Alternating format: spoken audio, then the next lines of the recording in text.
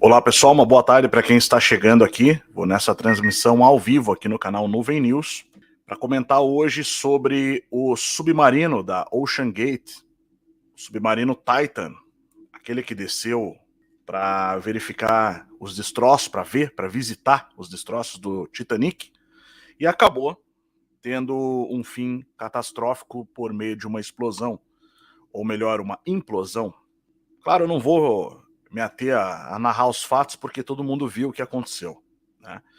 O que eu quero fazer aqui é uma análise em relação a algumas questões que envolvem essa parte operacional que levou a esse acidente, questões ideológicas e também um outro fato, um aspecto mais ético, né, no sentido de analisar o que essas pessoas foram fazer lá embaixo, né? Essas pessoas que, infelizmente, aí tiveram o fim que tiveram, mediante a implosão catastrófica do submarino Titan, né?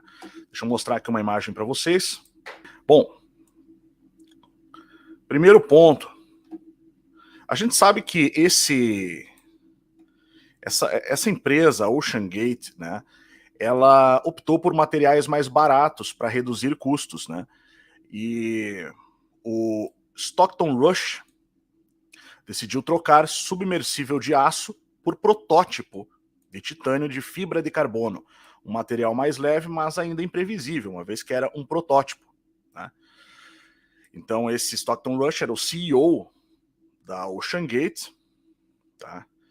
E eles escolheram ali materiais que diminuíssem o custo de fabricação, e eles tinham o costume de se vangloriar, né, do fato de que a empresa não passava ali por nenhuma agência de regulação estatal, o que é um discurso muito parecido com um discurso que a gente vê atualmente sendo propagado ideologicamente.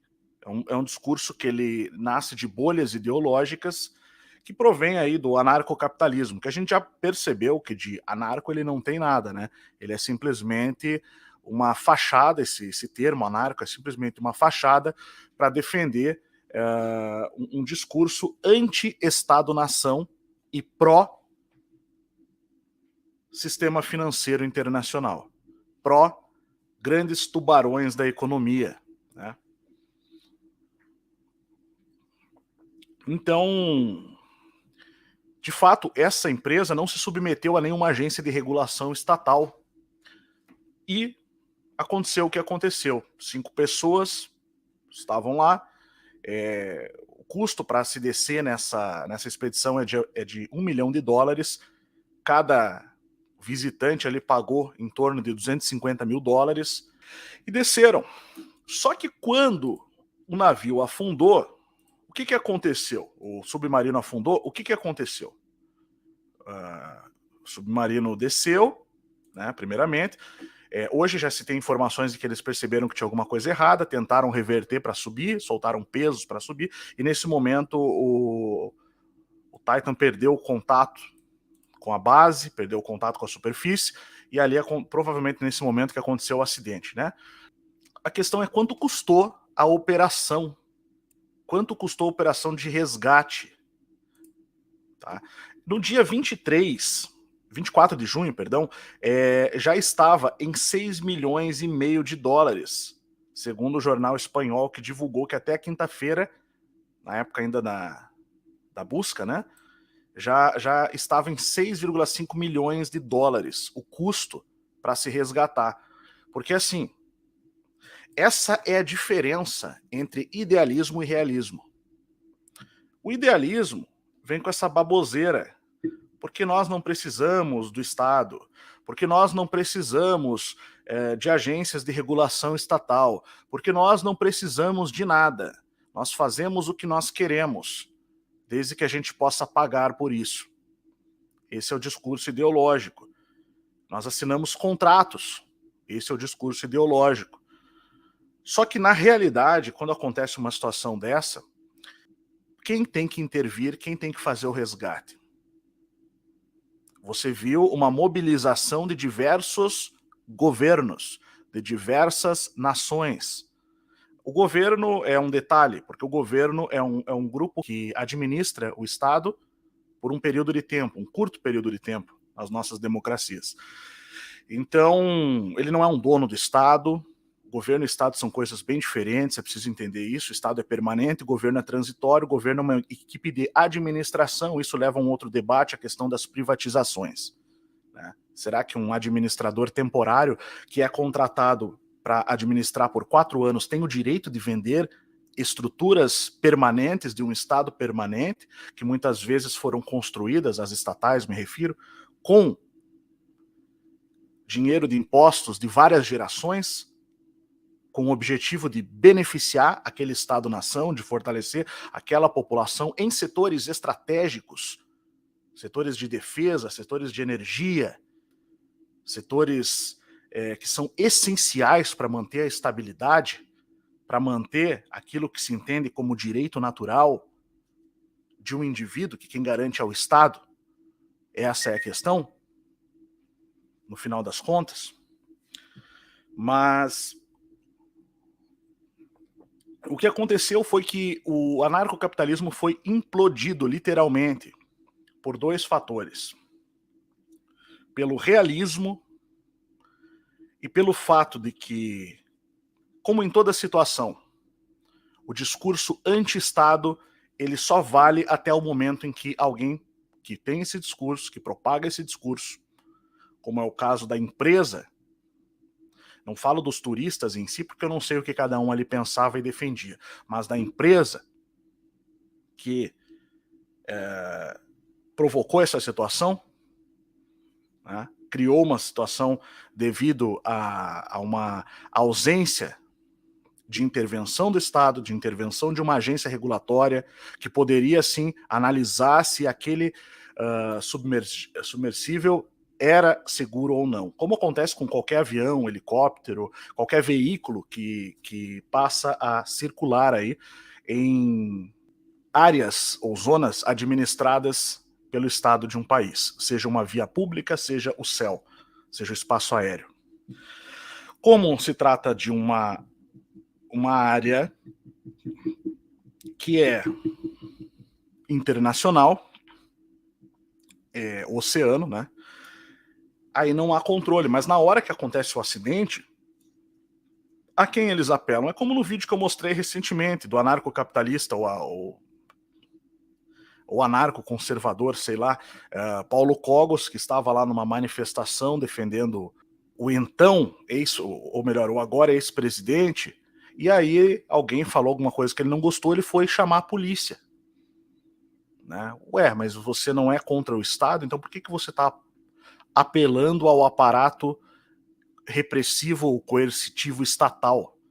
Porque assim, a maioria das pessoas que tentam argumentar contra o anarcocapitalismo, elas nem sabem o que estão fazendo, porque elas nem entendem o anarcocapitalismo, na verdade. Como eu me considero um dissidente dessas ideias, né? Eu até cheguei a comprar essas ideias aí cerca de 5 a 7 anos atrás, 7 a 6 anos atrás, aproximadamente, por volta de 4 a 5 anos atrás, acho que foi 5, mais para 5 do que para 4, eu rompi com essas ideias, eu consigo entendê-las e refutá-las ponto a ponto perfeitamente, porque eu sei onde elas fraquejam, e elas fraquejam justamente nesse ponto, que o anarcocapitalista não entende muito bem, a maioria, mas quando ele entende isso, ele sai do anarcocapitalismo, que basicamente se chama moral objetiva. A moral objetiva, ela é a exceção que te permite deixar de considerar a propriedade privada como absoluta e acima de qualquer questionamento. Mas isso é um outro ponto que eu posso abordar mais à frente. Então, assim, basicamente, esse pessoal, quando precisou do Estado, foram buscar a ajuda do Estado para fazer o resgate. E quem irá pagar o custo dessa operação é o Estado, no final das contas. Uma mobilização de forças de vários governos, de marinhas de vários países, um robô caríssimo que foi transportado, diversos navios, com certeza esse número aqui ultrapassou e muito esse valor aqui já, tá? Que é pelo menos 6 vezes e meia o tamanho do custo, ou melhor, o gasto, né? Porque o custo do passeio.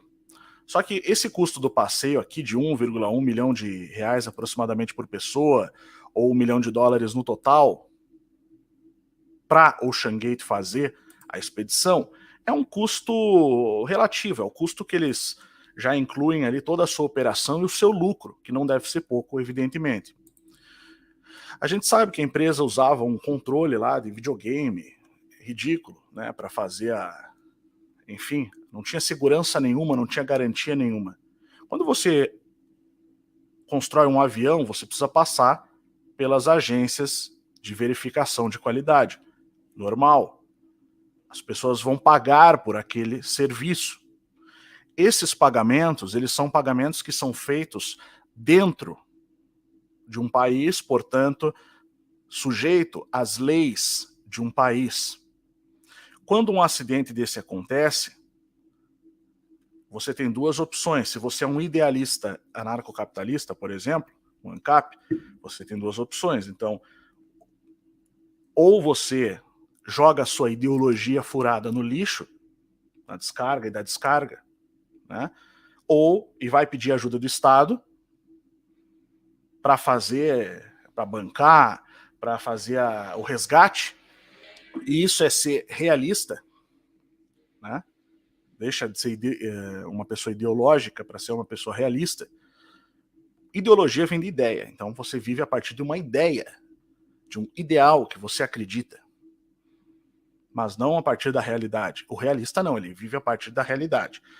Ou então você se torna, de fato, um ANCAP de verdade e você vai bancar o custo do resgate, ou você vai deixar para lá. Afundou, o problema é deles, né? Afinal, iniciativa privada, enfim, aquela baboseira toda que a gente vê, né? Como se não existisse nada além de uma iniciativa. Então é preciso entender, quando você vai estudar isso a partir da ótica, muitos ANCAPs eu vejo que são cristãos, né, inclusive, e quando você vai estudar isso a partir da ótica cristã, vou pegar o próprio exemplo que eu citei do Paulo Cogos, que é católico, né? Você vai entender que a doutrina social da igreja, ela vai falar de um equilíbrio entre iniciativa privada, né, liberdade para você fazer as coisas, e responsabilidade social, responsabilidade com a comunidade. Não se usa o termo coletivista que a gente tem, por exemplo, já nas sociedades que são construídas a partir de ideias marxistas, né? Você não usa termos coletivistas, você vai usar termos relacionados ao senso de comunidade, que é algo de dentro para fora, que todos pertencem. Todos que buscam pertencer a esta comunidade. Isso está relacionado ao senso da caridade cristã, né? Isso para quem é cristão. Então, evidentemente que você, quando você busca uma referência sendo cristão, você busca a referência da igreja. Se você é católico, principalmente no caso desses anarcocapitalistas católicos ou pseudo-católicos, a referência é a doutrina da igreja. E a doutrina da igreja, ela não é ANCAP. A doutrina da igreja, ela é equilibrada, ela traz um senso entre o direito à iniciativa privada, a liberdade de você ter os seus empreendimentos e fazer seus empreendimentos, mas também o senso de responsabilidade em relação à comunidade a qual você pertence. Tá? É assim que funciona. Então você não pode querer, sendo católico, ANCAP, anarco-conservador, sei lá, ser maior que o Papa para os católicos, né? Que é o que eles tentam fazer. Então, ou os papas, ou a história da igreja, ou a doutrina da igreja, enfim. Né? Então, aí você precisa estudar o que os últimos papas publicaram nas suas encíclicas, como a Rerum Novarum e outras ali que vão falar sobre garantias sociais. Os papas que deixaram esse direcionamento, né? Então, aí já seria outro assunto. Mas, então, nem vou me ater muito nisso. Então, assim, o anarcocapitalismo ele implode junto com o submarino, e a gente viu isso acontecer ao vivo, mundialmente. Tá? Uma empresa que se aproximava muito dos ideais anarcocapitalistas ou de Estado mínimo, que se vangloriava por não se submeter a nenhuma regulação estatal, enfim, aquela coisa toda, e aí deu no que deu. E quando deu, quem foi socorrer? O Estado. Né?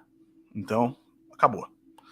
Estado-nação diz respeito à soberania, e a gente tem aqui uma briga de poderes que é, basicamente, o Estado-nação representando o povo daquela nação e os setores econômicos, macroeconômicos, metacapitalistas que defendem, que defendem o grande setor financeiro internacional, leia-se os grandes bancos internacionais e sua ação dentro dos países, não apenas no sistema financeiro, no sistema monetário, no sistema de créditos bancários, mas também em grandes setores ali como energia, exploração de petróleo, exploração de minérios, né? Os grandes setores aí que acabam ficando na mão aí dessas grandes empresas, e no final das contas o anarcocapitalista não passa disso, de uma fachada para fazer propaganda disso. No final das contas, o anarcocapitalista ele é usado como massa de manobra para favorecer os grandes poderes econômicos globalistas de fato. Os grandes poderes que são... O termo não é globalista, né? Esse termo é um termo já criado pela bolha ideológica. O termo correto para isso é globalização política. Tá? São os grandes globalizadores políticos. O termo ele é quase preciso, o termo que se usa, globalistas, né? Mas isso... Quando você vai usar termos para macropolítica, metapolítica, etc., você precisa usar os termos adequados, porque existem cientistas políticos pensando nisso, tá? E não é de hoje. E não ideólogos. Você não deve buscar ideólogos, propagadores, que são, na verdade, intelectuais orgânicos. Intelectuais orgânicos são propagandistas de ideologias, basicamente. Né? O próprio Antônio Gramsci trouxe esse conceito de intelectuais orgânicos para promover o comunismo ao redor do mundo. E o que você tem no anarcocapitalismo são intelectuais orgânicos que são basicamente anticomunistas no discurso, mas são pró-sistema financeiro internacional na prática, que é uma moeda de face trocada, porque na verdade foi esse sistema financeiro que financiou também os estados comunistas da União Soviética. Então é complicado. Isso entraria no trotskismo, inclusive, mas isso é outro assunto. Levar o capitalismo às suas últimas consequências para se fazer uma revolução permanente. Trotsky previa isso que os anarcocapitalistas fazem e falam e pregam. Tá? Previa isso. O Leon Trotsky, maior teórico comunista pós-Karl Marx, o mais apreciado pelos comunistas internacionais, né? Então, no final das contas, é isso que serve essa ideia de anarcocapitalismo. E por que eu estou falando anarcocapitalismo se ele é um movimento tão pequeno? Porque ele pode ser pequeno em termos de expressão, mas ele tem crescido muito, só que, na verdade, ele é exatamente a base do discurso que a gente vê sendo propagado pelos liberais, pelos ultraliberais. O anarcocapitalista, ele é uma ponta de lança, da mentalidade ultraliberal. E só isso. Tá? É isso que ele é. Bom, então a gente tem aqui a situação porque na prática foi implodido o anarcocapitalismo aqui. E um outro aspecto que a gente precisa tratar, que eu quero falar rapidamente sobre esse aspecto, é até que ponto o ser humano deve poder violar aí, né, essa questão do respeito aos mortos, né? Porque a gente sabe que o Titanic foi um acidente muito triste, na verdade, porque morreram, se eu não me engano, 1.200 pessoas, né? 1.500 pessoas, na verdade. Foi um acidente enorme, foi um dos maiores acidentes da história, e aquilo lá, na verdade, pedaços do navio que ficaram lá embaixo, são, na verdade, se tornaram cemitérios. É o grande cemitério dessas 1.500 pessoas que estão lá embaixo. Uma coisa é você fazer uma pesquisa científica com a finalidade de entender o que aconteceu, de ir lá e fazer uma expedição com finalidade científica, respeitando isso. Outra é você fazer turismo, onde milhares de pessoas morreram e seus corpos, ou o que sobrou deles, ou enfim, ou suas memórias descansam. Então, é como você pegar e fazer turismo num cemitério, basicamente. Vamos levar as pessoas para visitar o cemitério, porque afinal lá tem muitos mortos. E não levar de uma maneira respeitosa, mas de uma maneira qualquer, de uma maneira materialista, que desrespeita o transcendente. E esse é um dos problemas da nossa sociedade atual. O materialismo, ele desrespeita o transcendente. Ele não leva em consideração essa realidade que transcende a matéria, transcende o físico. Eu não vou entrar nem na questão teológica, de diferentes visões teológicas sobre se, de fato, é possível que existam espíritos, almas daquelas pessoas lá embaixo, até hoje, ou se elas não estão mais lá. Eu não vou entrar nesse mérito, porque, na verdade, por mais que a pessoa queira argumentar aqui, ninguém sabe de fato, ninguém tem a resposta definitiva para isso. O cara pode vir com interpretação própria da Bíblia, o cara pode vir com doutrina da sua religião, da sua própria visão de mundo, cosmovisão, mas ninguém sabe de fato, né? Agora, é evidente que, nesse ponto, eu sou pragmático. Eu prefiro analisar pela ótica da fenomenologia. A fenomenologia estuda isso em si mesma, né? De forma empírica, em si mesma, pela observação, pelo fenômeno em si. E ali você pode ter algumas respostas a mais. Agora, é evidente que se você está tratando de um tema tão profundo quanto a morte, o mínimo que você tem que ter é respeito. E quando a morte de muitos é transformada em negócio, em entretenimento, em aventura, simplesmente pela aventura, porque eu posso pagar, aí a gente tem um problema. E isso é um problema ético, é um problema moral, é um problema cultural e é um problema da visão de mundo da pós-modernidade, que ela é extremamente materialista. Ela deixou de respeitar aspectos transcendentes da existência humana. E a gente precisa começar a pensar nisso. Resgatar grandes valores, resgatar essas ponderações que sempre estiveram na sociedade humana, isso muito antes do cristianismo existir, ou do judaísmo existir, entre os indígenas. Você vai ter sempre o respeito aos mortos, aos ancestrais. Sempre tivemos isso, perdemos há muito pouco tempo atrás. Perdemos quando nos tornamos extremistas do materialismo. Desrespeitamos o transcendente e achamos que isso não importa. Bom, pelo visto, fantasmas não gostam de turistas. E, infelizmente, o Submarino teve aí o mesmo fim que a atração a qual ela queria, a qual ele se dirigia para observar, para entreter os milionários que puderam pagar para estar lá. Então são coisas aí que a gente deve começar a pensar com uma ótica mais adequada. Perfeito? Pessoal, é isso.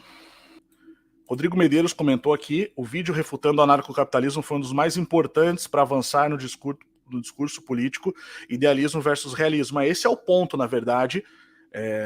Assim como o comunista, o anarcocapitalista, ele cai, porque ambos são idealistas, né? O ANCAP e o comunista e o Comuna são, na verdade, idealistas. Ambos são refutados pelo realismo, pela realidade. E você estuda o realismo a começar por Maquiavel, a começar pelas ciências políticas. O primeiro que você vai estudar em ciências políticas é Maquiavel. Então depois você vai passar por Rousseau, aí você vai chegar em Montesquieu. Então, para a gente poder entender essas coisas, você não adianta você ficar lendo Hans Hermann Hoppe, Murray Rothbard, Ludwig von Mises. Esses caras aí, eles são ideólogos posteriores, e só quem respeita eles são os ANCAPs e os ultraliberais. Ninguém mais, no meio de cientistas políticos, etc., levam a sério o que esses caras falam, porque na verdade eles são radicais da economia, né? Eles não são cientistas políticos, eles são economistas. E claro, o economista ele vai sempre colocar a economia como o único fator importante da vida. E quando você fala em economia e política, em sociedade não existe só economia. Sociedade existem outros aspectos. E se você colocar toda a definição do que é importante para uma sociedade na economia, claro, você só vai favorecer aqueles que são economicamente ativos. E nem todo mundo numa sociedade é economicamente ativo. Isso não é de hoje. Se você vai numa tribo indígena, você vai ter o pajé. O pajé não é economicamente ativo no sentido de que ele vai produzir riqueza, mas ele é importante porque ele vai cuidar da saúde daquele povo. Assim é também o médico. Assim é o professor. Assim é também qualquer pessoa que depende. As crianças são importantes para uma sociedade, no tecido social da família, na malha social da família, mas elas não são economicamente ativas e produtivas. Os idosos a mesma coisa. E o que dizer então dos pobres, dos miseráveis? Se você quer criar um sistema que ignore tudo isso, aí você se isola, né? Qualquer pessoa se isola na bolha do ancapistão e vai ser feliz nos grupinhos de Facebook, WhatsApp e Telegram. Mas se você voltar para a realidade, o anarcocapitalismo morre imediatamente. Imediatamente. E ele é mais fácil de refutar, inclusive, do que o comunismo. O comunismo tem grandes falhas, tem grandes problemas. Mas o anarcocapitalismo ele é mais fácil de se refutar do que o comunismo. Pelo fato de que ele se baseia puramente em economia. E todo o resto vem na rabeira, né, da economia. Já o comunismo, ele tem um problema sério, né, que é basicamente o fato de que você vai precisar criar uma revolução, um Estado totalitário, para levar aquilo que o Karl Marx definia como o fim do Estado. Perceba como o anarcocapitalismo e o comunismo, ambos, defendem o fim do Estado. Né? Só que o anarcocapitalismo ele quer destruir o que já existe.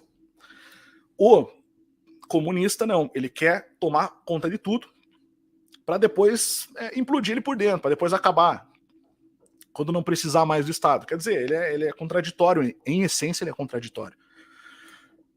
Então, enquanto o anarcocapitalista ele é totalmente irresponsável, é molecagem, na verdade, o comunismo, ele, na verdade, ele quer ir no caminho oposto daquilo que ele almeja para chegar lá, né? Digamos assim. Então, é uma contradição em essência, mas eu não vou meter muito nisso, que não é o foco do vídeo. Mas é isso aí, valeu. Obrigado, Rodrigo, aí pela presença, né, e participação. A Rosângela de Souza falou que esse acidente foi fake. Olha, tudo que acontecer no mundo hoje você vai ver a turminha dizendo que é fake. Aquela turminha das bolhas, etc. Eu não acredito que tenha sido fake para salvar da falência os passageiros, né? Inclusive foram encontrados restos mortais já dentro do submarino. A gente tem que ficar atento com essa questão do negacionismo, que ele se tornou uma loucura completa hoje em dia. Qualquer coisa que acontece, as pessoas, a gente vive na pós-modernidade. A pós-modernidade, a gente tem a questão da pós-verdade, que se instaurou, né? Então, as pessoas, elas negam os fatos. Você mostra para a pessoa, você traz a situação, e o cara não quer acreditar naquilo. Tá lá acontecendo. Não está acontecendo. Não, isso aqui é uma caneta. O cara, não, isso aí é um celular. Mais ou menos, não, isso não é uma caneta, essa caneta não existe. Não, mas estou te mostrando aqui ela. Não, mas ela não existe. O negacionismo é isso. O Hugo perguntou aqui, Hugo, qual a diferença do Estado forte do nacionalismo para o Estado forte do comunismo? Bom,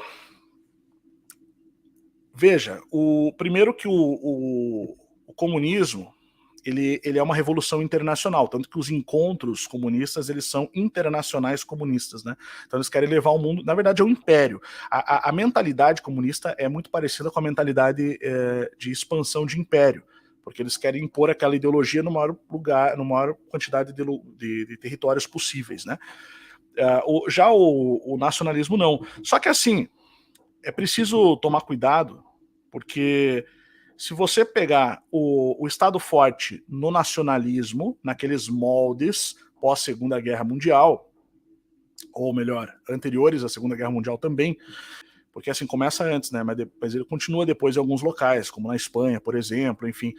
Mas esse é um modelo fascista. O modelo fascista ele é um modelo de Estado forte corporativista. A diferença é que o comunismo ele vai colocar tudo na mão do Estado.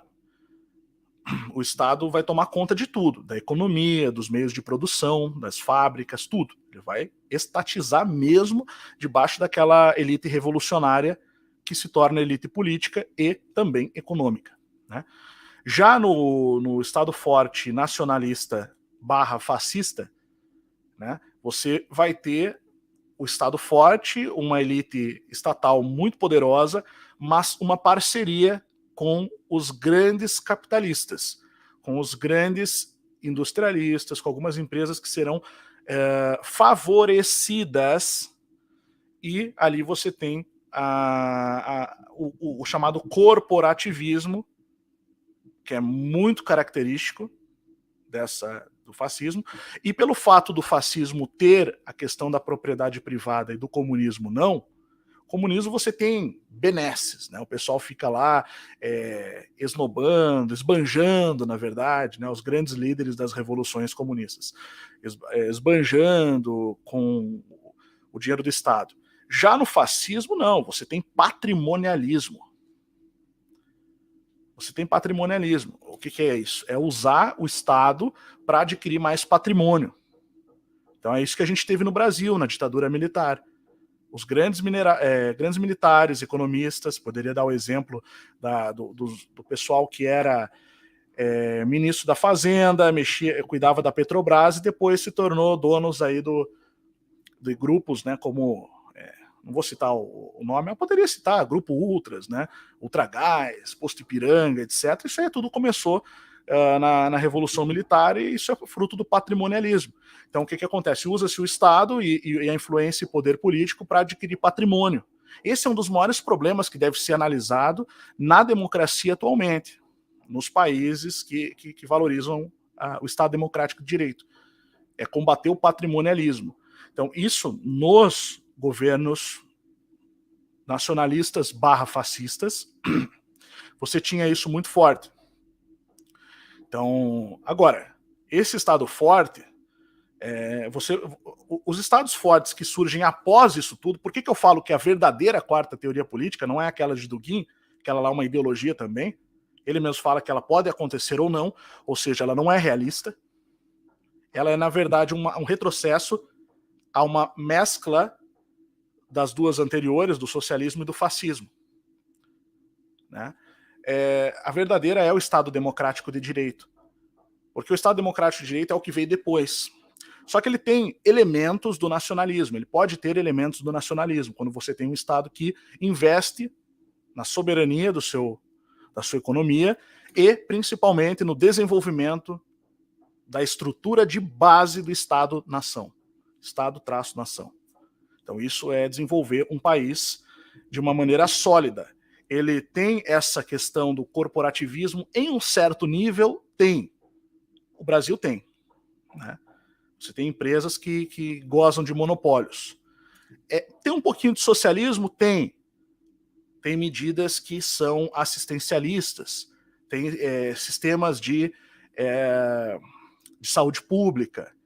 Então a gente tem um pouco de cada. A gente tem liberalismo, que é nessa lógica duginiana, vamos falar assim, do Alexandre Dugin, a primeira teoria política era o liberalismo, depois surgem a segunda e a terceira, que é o socialismo e o fascismo. No governo, no modelo atual, o que a democracia, Estado Democrático de Direito tenta fazer, na verdade? Tenta pegar o que presta de cada uma dessas ideias anteriores e mesclar e usá-las somente de uma maneira equilibrada, não de uma maneira destrutiva. Porque se não tivesse nada de bom, elas não teriam crescido, na verdade, né? Então elas têm coisas boas ali, discursos que acabam convencendo as pessoas, porque tem algumas verdades contidas neles. O socialismo, por exemplo, ele não era marxista, ele se torna marxista após Karl Marx, mas o socialismo ele já era falado antes do marxismo, né? Como socialismo utópico. Na verdade, não se usava o termo utópico, quem dá esse termo é Karl Marx, né? Ele vai dizer que todos os socialismos são utópicos, menos o dele. O dele é científico, porque o dele tem o objetivo de chegar ao comunismo. Então, os outros não, os outros são utopia. É assim que Karl Marx convenceu, né, as pessoas a abraçarem o marxismo.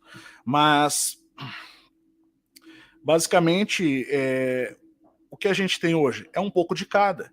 Então, a gente precisa pegar o que é melhor de cada situação, né, fortalecer o Estado-nação, investindo em indústria, educação, tecnologia, e fortalecer para que o país se torne mais autossustentável e, ao mesmo tempo, mais competitivo e, ao mesmo tempo, utilize as melhores tecnologias para se tornar até mais ecologicamente correto, digamos assim, né? Como hoje, por exemplo, os países do Oriente Médio, que são grandes exportadores de petróleo, já perceberam que o petróleo não vai durar para sempre. A demanda por petróleo, me refiro. Então, eles já começam a investir em em carros elétricos, em sistemas mais inteligentes de energia, né? Então, isso é tecnologia, basicamente. Então, a gente precisa ir por esse lado. A gente tem que começar de algum lugar para chegar nesse ponto. Então, a gente acaba trazendo aí elementos. Um país inteligente, os Estados Unidos, por exemplo, ele faz isso, né? Só que ele usa menos, no caso do elemento socialista, por exemplo, do que um país nórdico, os países europeus, que tem o estado de bem-estar social, mas ambos são potências, né? Você tem potências nos Estados Unidos se desenvolveu mais na defesa, e observe, os Estados Unidos, apesar de ser um estado de livre mercado, né, mais do que muitos países do mundo, ele é um estado extremamente forte, ele tem uma estrutura de estado, nação, poderosíssima, é o país mais poderoso em termos bélicos do mundo, maior exército, grandes estatais. Os Estados Unidos é um país que não fica privatizando suas estatais a todo momento, mas ele tem, sim, muitas parcerias público-privadas. Até o setor aeroespacial está sendo passado para a iniciativa privada, mas mediante parcerias, onde quem paga é o governo pelo uso dessas empresas. Então você vê elementos aí, o estado de bem-estar social da Dinamarca, da Noruega, que são grandes exemplos para o mundo. Você tem elementos de socialismo, você tem elementos do fascismo, e você tem a prática na economia do liberalismo econômico, mas em um nível em harmonia com esses demais. Não de uma maneira assim absoluta que você exclui todo o restante. Agora, quando você pega um país pobre, um país sul-americano ou africano, ou um país qualquer, como o Brasil, e você tenta enfiar a goela abaixo do povo uma ação ultraliberal, como o governo anterior tentou fazer com Paulo Guedes, isso é suicídio. É destruição completa. O país não tem estrutura para suportar isso, a população não tem estrutura para suportar isso. Ela ainda depende demais de medidas compensatórias. A gente usa o termo assistencialista, mas na verdade o termo correto é compensatórias. Porque você está compensando problemas que foram causados por situações históricas e situações de monopólios econômicos concedidos pelo Estado para certos grupos poderem nadar quase que sozinhos em grandes oceanos econômicos, que é o fenômeno da cartelização. que acontece hoje no Brasil. Acontece no setor de minas, energia, exploração de recursos minerais, recursos naturais, venda de combustíveis, etc. Gás de cozinha, etc. Então como é que você vai querer falar em liberdade absoluta quando a economia não é aberta a todos? Aí entra o Estado mínimo hipócrita, o Estado mínimo que quer, o Estado mínimo que tem essa ideia de vamos destruir tudo agora, tudo que foi construído pelas gerações anteriores, né?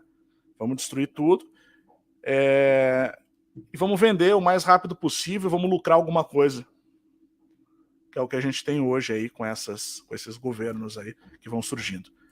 Beleza, Hugo? Acho que tá explicado, né? Então, acho que eu vou encerrando por aqui. O Kaique, só respondendo o Kaique Alves sobre os carros elétricos, eu acredito que seria possível sim, né? É um processo de restauração, é um processo que a gente precisa cada vez mais divulgar, investir, construir, né? Eu acredito que é por aí a coisa, tá? O Rodrigo falou que tá baixo, mas dá para ouvir, né? Mas eu vou encerrar aqui, tá, pessoal? Mas obrigado a todos aí que estiveram presentes e até o próximo vídeo.